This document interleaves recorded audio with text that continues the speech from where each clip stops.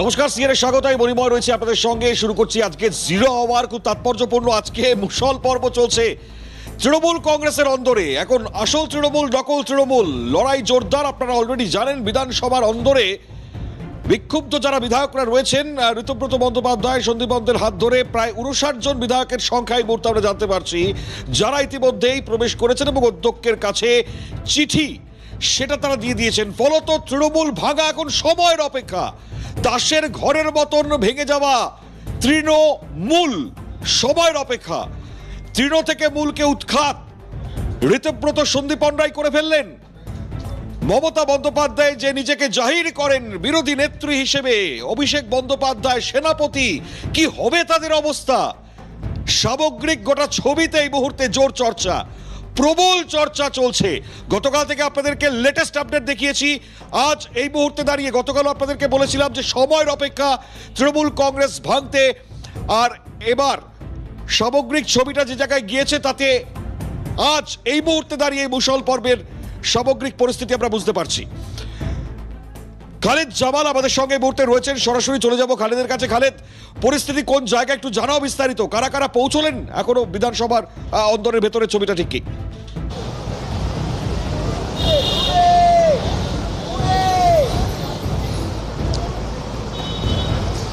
একেবারে দেখো, এখন বলা যেতে পারে যে কালীঘাট এবং ক্যামাক স্ট্রিটে অস্তিত্ব কিন্তু সংকটে পড়ে গেছে। অর্থাৎ শুধুমাত্র অস্তিত্ব সংকটে নয়, অস্তিত্ব প্রায় শেষ হতে চলেছে, সেটা বলাই কিন্তু ভালো। তার কারণ হচ্ছে যেভাবে আজকে আমরা দেখছি যে বিক্ষুব্ধ যারা রয়েছেন, অর্থাৎ ঋতব্রত বন্দ্যোপাধ্যায় এবং সন্দীপন বন্দ্যোপাধ্যায়ের নেতৃত্বে আজকে যে 60 জন বিধায়কদের সইকে নিয়ে আজকে ঋতব্রত বন্দ্যোপাধ্যায়রা প্রবেশ করেছেন বিধানসভায় এবং অধ্যক্ষর কাছে সেই 60 জনের সই করার চিঠিটা জমা দেবেন। শুধু তাই না, সেই জমা দেওয়ার পাশাপাশি সশরীরে কিন্তু সেই সমস্ত বিধায়কদের হাজিরা করা একটা কিন্তু বড় চ্যালেঞ্জ ছিল এবং সেই চ্যালেঞ্জকে অতিক্রমণ করে ফেলেছেন এই মুহূর্তে ঋতব্রত এবং সন্দীপনরা। তার কারণ হচ্ছে ইতিমধ্যে যেটা আমরা জানতে পারছি যে বিধানসভার কক্ষের মধ্যে কিন্তু তাদের যে অস্থায়ী ঘর রয়েছে সেখানে কিন্তু ইতিমধ্যে বৈঠক শুরু হয়েছে এবং ঋতব্রত বন্দ্যোপাধ্যায়, সন্দীপন বন্দ্যোপাধ্যায় সহ বাকি যে সমস্ত বিধায়করা এসছেন, বিশেষ করে উত্তর দিনাজপুর থেকে নিয়ে মালদা, মুর্শিদাবাদ, দক্ষিণ 24 পরগনা সহ বিভিন্ন জেলা থেকে, যে সমস্ত জেলা থেকে বিশেষ করে তৃণমূল কংগ্রেসের বিধায়করা জয়লাভ করে এসছেন, সেই সমস্ত বিধায়কদের নিয়ে কিন্তু এই মুহূর্তে বৈঠক চলছে বলে আমরা জানতে পাচ্ছি। এবং এই বৈঠকের মধ্যে দিয়ে কিন্তু আজকে স্থির হবে যে বিরোধী দলের নেতা, তাদের অন্তত নতুন তৃণমূল কংগ্রেসের বিরোধী দলের নেতা কারা হবে, কে হবে চিফ হুইপ, কে হবে ডেপুটি লিডার, এই সমস্ত বিষয় নিয়ে কিন্তু আজকে এই বৈঠকে মূলত আলোচনা রয়েছে। অর্থাৎ বলা যেতে পারে যে মমতা বন্দ্যোপাধ্যায় তৈরি করা বা অভিষেক বন্দ্যোপাধ্যায় তৈরি করা যে পরিষদীয় দল তৈরি করা হয়েছিল, সেই তৈরি করা পরিষদীয় দল কিন্তু একেবারে ভেঙে চুরমার হয়ে যাচ্ছে এবং নতুন করে কিন্তু তৃণমূল কংগ্রেসের পক্ষ থেকে যে পদ্ধতি অবলম্বন করা, অর্থাৎ আমরা জানি যে সংবিধানের 1985 সালে যে অ্যান্টি ডিফেকশন ল রয়েছে, অর্থাৎ দল বিরোধী ত্যাগ আইন যেটা রয়েছে, সেটাকে কিন্তু অতিক্রমণ করে এই মুহূর্তে যে তার শর্ত রয়েছে, অর্থাৎ 2/3 অংশ যে ক্ষমতা বা তার যে সংখ্যা, সেই সংখ্যা নিয়ে কিন্তু এই মুহূর্তে ঋতব্রতরা এই বিধানসভায় হাজির হয়েছে। অর্থাৎ সেই ক্ষেত্রে কিন্তু অ্যান্টি ডিফেকশন ল তাদের উপরে প্রযোজ্য হবে না। তার কারণ হচ্ছে তাদের কাছে সেই সংখ্যাটা রয়েছে, অর্থাৎ 53 জনের যে বিধায়কের যে সংখ্যা, সেই সংখ্যা অতিক্রমণ করে 60 জনের বিধায়কের এই সংখ্যা নিয়ে কিন্তু আজকে তারা এই বিধানসভায় হাজির হয়েছেন। অর্থাৎ এই মুহূর্তে যদি বলা যেতে পারে যে প্রকৃত তৃণমূল হিসাবে কিন্তু তারা তাদেরকে প্রতিষ্ঠিত করতে পেরেছেন এবং সেই প্রতিষ্ঠার মধ্যে দিয়ে কিন্তু আজকে বিধানসভার অধ্যক্ষর কাছে তাদের যে ক্ষমতা প্রদর্শন বলা যেতে পারে, তাদের যে সংখ্যাগরিষ্ঠ প্রমাণ করার যে বিষয়, সেটা কিন্তু আজকে তারা পেশ করে দিয়েছেন। এবার পালা হচ্ছে যে এই যে 60 জনের যাদের সমর্থন তারা পেয়েছেন, যাদের সই তারা পেয়েছেন, তারা আদৌ তাদের সঙ্গে রয়েছে কিনা সেটা প্রমাণ করার জন্য কিন্তু আজকে বেশ কয়েকজন বিধায়কদের কিন্তু সশরীরে এখানে উপস্থিত থাকতে তারা বলেছিলেন এবং সেই হিসাবে কিন্তু আমরা দেখলাম যে উত্তর দিনাজপুর, মালদা এবং মুর্শিদাবাদ, এর পাশাপাশি দক্ষিণ দিনাজপুর সহ এবং দক্ষিণ 24 পরগনা থেকে যারা নির্বাচিত তৃণমূল কংগ্রেসের নতুন বিধায়করা রয়েছেন, তারা কিন্তু আজকে সশরীরে হাজরা দিয়েছেন। কিছুক্ষণ আগে আমরা দেখলাম যে রতিন ঘোষ, তিনিও কিন্তু এখান থেকে বেরিয়ে গেলেন। অর্থাৎ বুঝাই যাচ্ছে যে সামগ্রিকভাবে এই মুহূর্তে কিন্তু পাল্লা ভারে কিন্তু ঋতব্রত বন্দ্যোপাধ্যায় এবং সন্দীপন বন্দ্যোপাধ্যায় বিক্ষুব্ধ যারা রয়েছেন, যাদেরকে বিশেষ করে তৃণমূল কংগ্রেস থেকে বহিষ্কৃত করা হয়েছে, তারাই কিন্তু প্রকৃত তৃণমূলের দাবি করে আজকে এই বিধানসভায় বৈঠক করছেন এবং এই বৈঠক এখনও চলছে। কিছু বিধায়ক যারা রয়েছেন বৈঠকে প্রাথমিকভাবে তারা কিন্তু বেরিয়ে গেছেন, কিন্তু অধিকাংশ যারা বিধায়করা রয়েছেন যারা আজকে বিধানসভায় প্রবেশ করেছেন তারা এই মুহূর্তে বৈঠক করছেন এবং পরবর্তী পদক্ষেপ কি হবে, তারা কাকে বিরোধী দলের নেতা নির্বাচিত করবেন সেই সমস্ত প্রক্রিয়া কিন্তু ইতিমধ্যে শুরু হয়ে গেছে। অর্থাৎ মমতা বন্দ্যোপাধ্যায়কে অস্বীকার করার যে পদ্ধতি, সে পদ্ধতি কিন্তু অবলম্বন করা হচ্ছে। তার কারণ হচ্ছে যে যদি এই ধরনের তারা তাদের সংখ্যাগরিষ্ঠতা প্রমাণ করতে পারেন তাহলে তৃণমূল কংগ্রেসের একেবারেই সঙ্গে থাকো, কারণ আমরা এই পরিস্থিতিগুলো যেমন দেখাচ্ছি। আমি আপাতত তোমাকে ধন্যবাদ জানাই, কারণ লাগাতার এই ছবি এই মুহূর্তে কতজন বিধায়কের উপস্থিতি, আপাতত 60 জন আমরা শুনতে পেলাম। এখন অবশ্যই দেখবার যে পরিস্থিতি কোন জায়গায় যাচ্ছে, মানে একেবারে সময়ের অপেক্ষা কার্যত তৃণমূল কংগ্রেস ভেঙে চৌচির হয়ে যাওয়া। কিছু বক্তব্য আমরা পাচ্ছি, একটু শুনি। বেশ, আমাদের সঙ্গে এই মুহূর্তে রাজনৈতিক বিশ্লেষক রাজাগোপাল ধর চক্রবর্তী, তিনি আমাদের সঙ্গে উপস্থিত রয়েছেন অনুষ্ঠানে। রাজাগোপাল বাবুকে আমি স্বাগত জানাই। এবং রাজাগোপাল বাবু, আমরা মহারাষ্ট্রের ছবি দেখেছিলাম, উদ্ধব ঠাকরের পরিস্থিতি কি হয়েছিল আমরা দেখেছিলাম। বাংলাতে, পশ্চিম বাংলায় পিসি ভাইপো তৃণমূল কংগ্রেস যে এইভাবে একেবারে ধূলিসাৎ হয়ে যাবে, সময়ের অপেক্ষা এই মুহূর্তে। রাজাগোপাল বাবু, গোটা ছবিটা কিভাবে ব্যাখ্যা দেবেন? হ্যাঁ, দেখুন যে দলে যে একটা বিরাট ট্রাস্ট ডেফিসিট হচ্ছিল, মানে নেত্রী বলছিলেন তিনি 294টা কেন্দ্রের প্রার্থী, অর্থাৎ তিনি কারোকে বিশ্বাস করেন না। এখন দেখুন, যারা নেতা হয়েছে, এমএলএ হয়েছে, তারাও তো মনে করছে যে আমাদেরও কিছু যোগ্যতা আছে, আমাদের ল্যাম্পোস্ট থাকতো, বানালে কি করে হবে। তারা সময়ের অপেক্ষা ছিলেন। দল যদি জিততো তাহলে তারা এইসব কাজ করতেন না, সাহসও পেতেন না। দল যেহেতু জেতেনি এবং এই সময় যদি দলের বিরুদ্ধে যদি বিক্ষোভটা তৈরি করা যায়, এবং যারা এসব কথা বলেছিল আমি একমাত্র পোস্ট, তোমরা হব ল্যাম্প পোস্ট, মানে এই জাতীয় কথা, তারা কিন্তু দেখা যাচ্ছে যে অনেকটাই ব্যাকফুটে হয়ে গেছে। দলকে আর ধরে রাখার জায়গায় তা নেই। আমরা পরিবারবাদী যে কোনো দলই এটা ঘটে। এটা আমরা শিবসেনায় দেখেছিলাম যে বেরিয়ে গেছিল মিস্টার সিন্ধে, তার সঙ্গে বিরাট সংখ্যক মানুষ ছিল। কেননা পরিবারবাদী উদ্ধব ঠাকরে এবং তার পুত্র যেভাবে দলটাকে চালাবার চেষ্টা করেছিল, তাতে শিবসেনার অধিকাংশ বিধায়কের মনে হয়েছিল আর থাকা যাচ্ছে না। একই জিনিস আমরা দেখেছিলাম শরদ পাওয়ারের এনসিপিতে, সেখান থেকে অজিত পাওয়ারের তারই ভাইপো লোকজন মনে করছিল এখান থেকে বেরিয়ে আসা দরকার। এবং পশ্চিমবঙ্গ ঠিক সেটা ঘটে। যদিও এরা যখন বেরিয়েছে তখন শাসক কে হবে সেই একটা সমস্যা চিন্তা ছিল, শাসক হবার তাদের ব্যাপার ছিল। এখন এক্ষেত্রে যেটা ঘটেছে, তারা বেরিয়ে আসতে চাইছে, কেননা দলের অধিকাংশের বিরুদ্ধে দুর্নীতির একটা বিরাট কিন্তু মানে অভিযোগ আছে, এবং যে সরকার এসছে তারা কিন্তু ছেড়ে দেওয়ার কথা বলছে না। তারা কিন্তু একেবারেই দুর্নীতির বিরুদ্ধে বিরাট অভিযান চালাচ্ছে। এবং যেগুলো আমরা বাইরে থেকে বুঝতে পারতাম যে নেতারা বিরাট প্রাসাদোপম বাড়ি তৈরি করেছে, প্রচুর সম্পত্তি আত্মসাৎ করেছে, এগুলোর বিরুদ্ধে অ্যাকশন শুরু হয়ে গেছে। এখন এই যে যারা বেরিয়ে আসতে চাইছেন, তারা হয়তো নতুন সরকারের কাছে বার্তা দিতে চাইছেন, ভাই আমাদেরকে তোমরা সুরক্ষা দাও, আমরা তোমাদের সমর্থন করব বা কিছু একটা করব। নিশ্চয়ই সেরকম আশ্বাস সবাই পেয়েছে, না হলে তো এত দ্রুততার সঙ্গে সবাই এইভাবে একত্রিত হওয়ার একটা ডিফিকাল্টি থেকে যায়। তো হ্যাঁ, সুতরাং বোঝা যাচ্ছে যে বাইরের পরিবেশ এমনই, ভেতরের পরিবেশ এমনই দলের ভেতরে। তার ফলে সেখানকার বিধায়করা মনে করছেন একটু মুক্তির স্বাদ যদি পাওয়া যায়, একটু সুরক্ষা যদি পাওয়া যায়, তার জন্যই তারা কিন্তু বেরিয়ে আসার চেষ্টা করছেন। দেখা যাক, নানান দেখুন 80 জনের অ্যান্টি ডিফেকশন ল অনুযায়ী 80 জনের 2/3 55 জন হওয়া দরকার। সেটা যদি থেকে যায় তাদের কোনো অসুবিধা নেই, তারাই আসল তৃণমূল। যে এর আগে যেগুলো আমরা দেখেছি এনসিপির ক্ষেত্রে ঘটেছে বা শিবসেনার ক্ষেত্রে ঘটেছে, এক্ষেত্রে চাই ঘটবে। অর্থাৎ যারা বিদ্রোহী তারাই আসল তৃণমূল কংগ্রেস পাবেন, দলের সিম্বল তারাই পাবেন। আর যারা পড়ে থাকবেন তারা, তাদের একটা দল দিতে হবে যে তৃণমূল কংগ্রেস মমতাপন্থী বা কিছু একটা নাম দিতে হবে। যাই হোক, যেভাবে তারা চলতে চাইবেন তা হবে। কিন্তু মনে হচ্ছে যে আইন কিন্তু বিদ্রোহীদের পক্ষেই চলে যাচ্ছে। যেভাবে অ্যান্টি ডিফেকশন ল তৈরি হয়েছে তাতে বোঝা যাচ্ছে যে এই দলের মধ্যে যারা বিদ্রোহী, যারা মুক্তির কামনা করছেন এবং যারা হয়তো নতুন সরকারের কাছে প্রার্থনা করবেন যে আমাদের সঙ্গে পুরনো দলের অন্যদের একসঙ্গে একই জায়গায় ফেলো না, এই ধরনের যারা তারা হয়তো বার্তা নিয়ে নতুন সরকারের কাছে বা দিল্লিতে গিয়ে তারা বার্তা দিচ্ছেন, কোনো একটা সুরক্ষার বার্তা নিশ্চয়ই পেয়েছেন, তার ফলে এইভাবে তারা এগিয়ে এসেছেন। হ্যাঁ মৃন্ময়, মানে সংখ্যালঘু ভোট ব্যাংকেরও যারা গুরুত্ব রাখে আমরা দেখতে পাচ্ছি তারাও আজকে পাশে দাঁড়াননি। মানে এখানে যে সমস্ত নাম রেয়াত হোসেন, ইমানি বিশ্বাস, সাবিনা ইয়াসমিন, তাদেরকে দেখতে পাচ্ছি তারা পৌঁছে গিয়েছেন। মানে সবচেয়ে বিশ্বস্ত সংখ্যালঘু ভোট ব্যাংক তারাও পাশে নেই তৃণমূলের। হ্যাঁ দেখুন, সংখ্যালঘুরা যে তৃণমূলের পাশে নেই সেটা তো আমরা ফলতার নির্বাচনে বুঝেছি।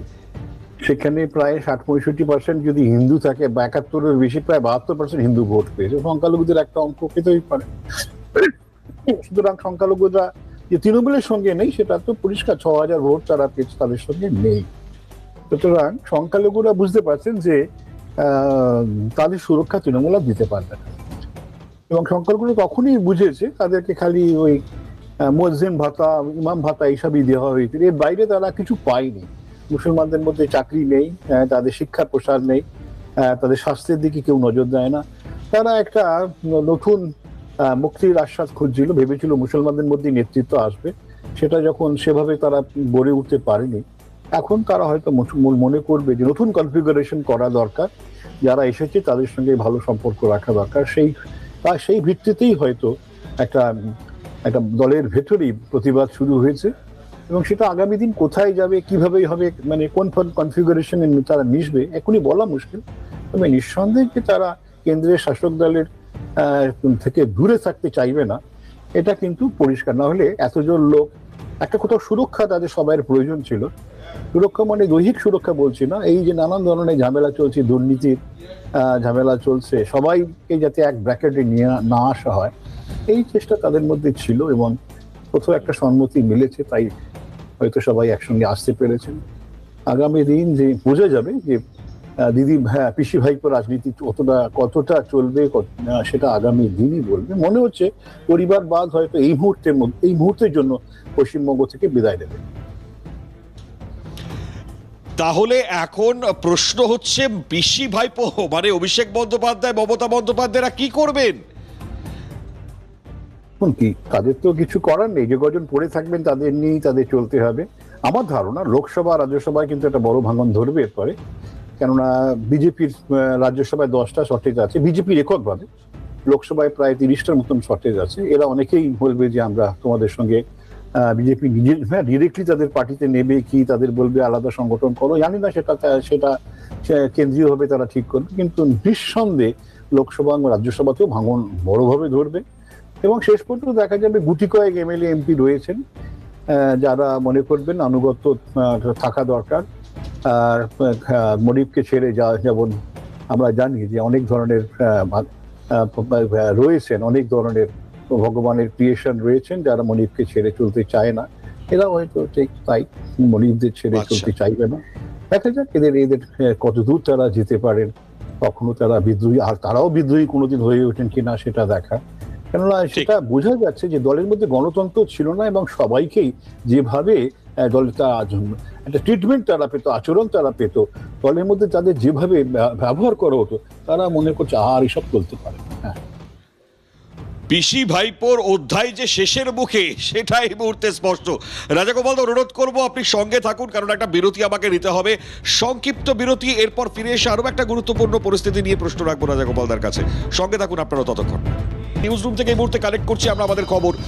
এরই মধ্যে দাঁড়িয়ে যেটা গুরুত্ব রাখে, আমরা রাজাগোপাল দার সঙ্গে কথা বলছিলাম, তবে মালদা থেকে এই মুহূর্তে যে খবর আসছে আমরা সেই জায়গাতে নজর রাখবার চেষ্টা করব। তবে তার আগে রাজাগোপাল দার কাছে একটু আসবার চেষ্টা করি আমরা, তারপরে এই ব্রেকিং এই মুহূর্তে আপনাদের সামনে তুলে ধরবো।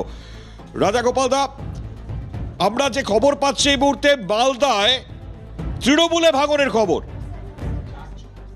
আমরা জানতে পারছি 4 জন যারা নতুন তৃণমূলে যোগ দিচ্ছেন, 4 জন বিধায়ক। এখন একটা বড় প্রশ্নের জায়গা সামনে চলে আসছে, কারণ খবর আসছে তেমনটাই। ফলত মালদায় এই তৃণমূলে ভাঙন আর সামগ্রিক তৃণমূলে ভাঙন এখন সময়ের অপেক্ষা। লাগাতার পরিস্থিতি কোন জায়গায় যাচ্ছে আমরা এই মুহূর্তে নজর রাখছি। মুষল পর্ব চলছে তৃণমূল কংগ্রেসের অন্দরে। পিসি ভাইপোর যে কি হবে তা নিয়েই প্রশ্ন অনেক বড়। সূত্রের খবর, ঋতব্রতর আহ্বানে সাড়া দিয়েছেন তারা, এবং এই আহ্বানের সাড়া দিয়েই তারা নতুন তৃণমূলে যোগদান করতে চলেছেন, তেমনটাই আমরা জানতে পারছি। বড় খবর সামনে আসছে, সূত্র মারফত যে খবর, ঋতব্রতর আহ্বানে সাড়া দিয়ে তারা যোগদান করছেন নতুন তৃণমূলে। 4 জন বিধায়ক যারা যোগ দিতে চলেছেন নতুন তৃণমূলে। মালদার 12টি বিধানসভা আসন, তার মধ্যে 4 জন নতুন বিধায়ক তারা যোগদান যদি দিয়ে দেন, তাহলে খুব স্বাভাবিকভাবেই আরো শক্তি যে বাড়তে চলেছে নতুন তৃণমূলের, তা বলার অপেক্ষা রাখে না। অভিষেক শাহ রয়েছেন টেলিফোন লাইনে আমাদের প্রতিনিধি। অভিষেক, জানাও বিস্তারিত আরো। দেখো, মালদার রাজনীতিতে জোর জল্পনা। সূত্রের খবর, এই মুহূর্তে সূত্রের খবর, ঋতব্রত বন্দ্যোপাধ্যায়ের আহ্বানে প্রায় মালদার 4 জন বিধায়ক তারা কিন্তু নতুন তৃণমূলে যোগ দিচ্ছেন, এবং তার মধ্যে এই 4 জন বিধায়ক তারা কিন্তু অলরেডি তাদের যে সিগনেচার, সেই সিগনেচার প্রক্রিয়া কিন্তু চলে গিয়েছে। এবং তোমাকে বলে রাখছি যে এই মুহূর্তে যেটা খবর পাওয়া যাচ্ছে যে মালদায় যেহেতু 12টি আসন রয়েছে, সেই প্রথম 12টি আসনের মধ্যে 6টি আসন তৃণমূল কংগ্রেস জয়লাভ করে এবং 6টি আসনে কিন্তু বিজেপি জয়লাভ করে। সেক্ষেত্রে কিন্তু এই 6টি আসনের মধ্যে, অর্থাৎ তৃণমূলের যে 6টি আসন রয়েছে, সেই 6টি আসনের মধ্যে কিন্তু 4টি আসনে যারা জিতেছেন, সেই 4 জন বিধায়ক কিন্তু অলরেডি তারা কিন্তু নতুন তৃণমূলের সঙ্গে যুক্ত হতে চলেছেন। এবং এই মুহূর্তে আমরা বলতে পারছি না কোন কোন বিধায়ক রয়েছে, তবে যতটুকু শোনা যাচ্ছে যে এক্ষেত্রে কিন্তু মোথাবাড়ির যিনি বিধায়ক রয়েছেন তিনি যেতে পারেন, সুজাপুরের বিধায়ক রয়েছেন তিনি যেতে পারেন, চাঁচলের বিধায়ক রয়েছেন তিনি যেতে পারেন, এবং রতুয়ার বিধায়ক তিনিও যেতে পারেন। শুধু বাদ থাকছে মালতীপুরের বিধায়ক এবং বাদ থাকছে হচ্ছে তোমার হরিশ্চন্দ্রপুরের বিধায়ক। সেক্ষেত্রে কিন্তু এই 4 বিধায়কের যাওয়ার প্রবল সম্ভাবনা রয়েছে, এবং এই মুহূর্তে এই তৃণমূল সূত্র মারফত যে খবর, সেই খবর কিন্তু আমরা ইতিমধ্যে পেলাম। মনিময়, ধন্যবাদ অভিষেক, ধন্যবাদ। আমরা বিভিন্ন এই পরিস্থিতি নিয়ে আলোচনা করছিলাম, আর এরই মধ্যে আমরা কিন্তু বেশ কিছু প্রতিক্রিয়া শোনাবার চেষ্টা করবো আপনাদের। দেবজিৎ সরকার, রাজ্য বিজেপির প্রধান মুখপাত্র, তৃণমূলের অন্দরের পরিস্থিতি নিয়ে কি বলেছেন একবার শোনাই আপনাদের। 75-25 ভাগাভাগি, লুটের মাল ভাগাভাগি ডক্ট্রিনেশনকে সামনে রেখে এই দলটাকে তৈরি করেছিলেন। এই দলের সঙ্গে 15 বছর ধরে কাজ করেছেন, লুট করেছেন সরকারের থেকে মানুষকে, পশ্চিমবঙ্গের মানুষকে। আজকে হেরে যাবার পরে লুটের ভাগ নিয়ে ঝামেলা, এবং তারপরে বিভিন্ন ক্ষেত্রে এই লুটেরাদের নেতা নেত্রীদের মধ্যে সংঘাত, কোন্দল, এই জন্য এইসব আমরা দেখতে পাচ্ছি। বিজেপি এই নিয়ে কোন রকম ভাবে আগ্রহী নয়। যারা বিভিন্ন সময় পশ্চিমবঙ্গকে বিভিন্ন ভাবে শেষ করেছে, তাদের সঙ্গে কিছু এসে যায় না। রাষ্ট্রবিজ্ঞানের সাধারণ নীতি মেনে তৃণমূল দলটি আস্তে আস্তে বিলুপ্তির দিকে এগিয়ে যাচ্ছে। এটাই স্বাভাবিক, এটাই এসেছে, ওই ইমেজের কালি গায়ে মেখেই এসেছে। যারা যেখানে আছে তারা ওই ইমেজের কালি গায়ে মেখেই ভাগাভাগি করছে। সুতরাং চোর তৃণমূল, টাকার তৃণমূল এবং অন্যান্য ধরনের অনৈতিক কাজ করা তৃণমূল, তাদের মধ্যে কোন দিকে কে গেল, তাতে পাপের ভাগাভাগি কিরকম হবে সেটা ওটা আভ্যন্তরীণ ব্যাপার। আমাদের কোনো উৎসাহ নেই। আমরা জানি পচা জিনিস, 10টা পচা মাছের মধ্যে 4টে আর 6টাতে ভাগ করলেও পচাই হয়, সেটা ভালো হয়ে। আমি সরাসরি রাজাগোপালদার কাছে চলে আসার চেষ্টা করবো ঠিক এই জায়গায় আলোচনায়। রাজাগোপালদা, তৃণমূল একসময় বলেছিল খেলা হবে, সেই খেলা এই মুহূর্তে ঘুরিয়ে দিয়েছেন 7 জন বিধায়ক। ঋতব্রত সন্দীপনের হাত ধরে এই মুহূর্তে মালদা থেকেও যে খবর পাচ্ছি, তার আহ্বানে সাড়া দিয়ে মালদায় ভাঙন। 12টা সিট সংখ্যার মধ্যে 6টি ছিল তৃণমূলের, 6টি ছিল বিজেপির। এই মুহূর্তে 4 জন তারা এবার নতুন তৃণমূলে যোগ দিচ্ছেন। এই তো অবস্থা। হ্যাঁ, দেখুন যেটা বললেন যে ওরা যেটা বলতো খেলা হবে, বাংলাদেশের কোনো একজন আওয়ামী লীগের বিধায়ক এ ধরনের স্লোগান দিয়েছিলেন। বাংলাদেশ থেকে অনেক স্লোগানই ওরা নিয়ে এসছে পশ্চিমবঙ্গে। শেখ মুজিবের স্লোগান জয় বাংলা তো নিয়েছে। খেলা হবে কেউ একজন বলেছিলেন, সেটাও যারা নিয়ে এসেছে। খেলা হবে মানেটা আমি কখনো বুঝতে পারিনি, আপনি আজকে বুঝিয়ে দিলেন। খেলা হবে মানেটা হচ্ছে যে দল ভাঙনের খেলা, এই ভাঙনেরও খেলা, ভাঙনের এই মুহূর্তে একটা ইন্টারেস্টিং পোস্ট পাচ্ছি আমরা বিধায়ক সজল ঘোষের। তিনি এই নতুন যে তৃণমূল কংগ্রেস, তাকে বলছেন মার্ক্সবাদী তৃণমূল কংগ্রেসের প্রতিষ্ঠা দিবসের শুভ নন্দন। সজল ঘোষ তিনি এই পোস্ট এই মুহূর্তে করেছেন, কি ব্যাখ্যা দেবেন দাদা? হ্যাঁ, সেটাই, যেহেতু ঋতব্রতের সঙ্গে মার্ক্সবাদী কানেকশন ছিল সেহেতু সেটা ব্যবহার করতে চাইছে, এবং শুভনন্দন শব্দটা, শুভ অভিনন্দন শব্দ, মমতা বন্দ্যোপাধ্যায় এই ধরনের শব্দ ব্যবহার করতেন, কটাক্ষ করে সে শব্দ এসেছে।